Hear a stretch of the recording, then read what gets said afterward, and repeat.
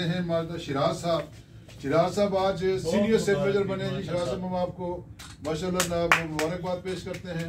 और ये एक मैं समझता हूँ कि अब जो सेल मेजर है वो सीनियर सेल मेजर बनता है और senior cell major area major बनता है। अब उस दौर में आ गए हैं तो आपका उस एतबार भी माशाल्लाह अनवर खान साहब ने आपके लिए 20 लाख रुपए प्रीमियम मुकम्मल करने पे 1 लाख का प्राइज रखा है। तो आपके ये माशाल्लाह क्या आसान है सर? इंशाल्लाह मेरा इरादा यही है कि यकम तक मैं 20 लाख रुपए का इसी महीने में इंशाल्लाह बहुत अपनी कामयाबी का जितना भी शुक्र अदा करूं अल्लाह का तो कम है, लेकिन मैं इसकी सारा क्रेडिट अपने सीनियर तारिक अब्बासी साहब को भी दूंगा। वो इस वक्त यहाँ मौजूद नहीं, उन्होंने आना था लेकिन वो पहुँच नहीं सके मेरे पास। और मैं इफ्तिखार भाई, अनवर खान साहब खास तौर पे, और मेरे जितने जूनियर थे मेरे एसआर, उन्होंने मुझे बहुत सपोर्ट किया। मैं 40 लाख करने में कामयाब हुआ और इंशाल्लाह सर इस साल का मेरा 1.5 करोड़ का टारगेट है। और 1.5 करोड़